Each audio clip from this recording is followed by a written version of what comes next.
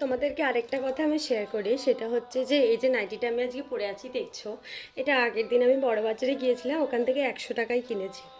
এত ভালো ভালো জিনিস পাওয়া যায়, সত্যি খুব সুন্দর সুন্দর জিনিস পাওয়া যায় আর খুব কম দামে। তো তোমরা যদি বাজার করতে চাও, কিছু টাকা আমি বলবো জমিয়ে রেখে আলাদা করে রেখে দিও, আর কলকাতা থেকে বাজার করো। আর যারা করো তারা তো জানোই যে ওখানে কত কম দামে পাওয়া যায়।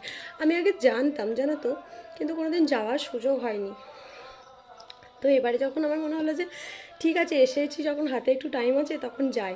হাজব্যান্ডকে বললাম নিয়ে চল না, নিয়ে চল না, দিয়ে তারপর হাজব্যান্ড আমাকে নিয়ে গেল।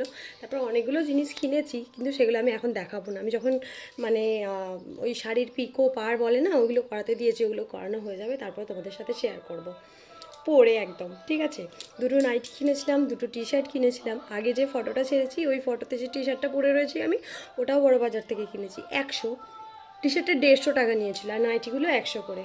খুব ভালো হয়েছে না? তো তোমরা যারা যারা কিনতে চাও তোমরা বড় বাজারে ভিজিট করো।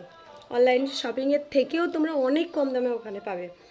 আর একটা কথা, তোমরা অনেকেই বলছিলে যে আমার এই মুখে দাগ আছে, এই আছে, পিম্পলস হয় অনেকে, কিন্তু আমার মুখে দেখো সাদা দাগ ছাড়া কোনো পিম্পলসও নেই, কিছুই নেই।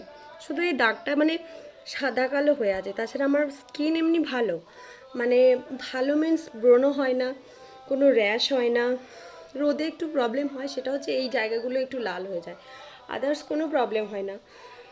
চলো, আমি তো পরপর তোমাদের সাথে শেয়ার করবো। এরপরে মেয়েটা স্কুল থেকে আসার সময় হয়ে গেছে, সেটাও তোমাদের সাথে শেয়ার করছি।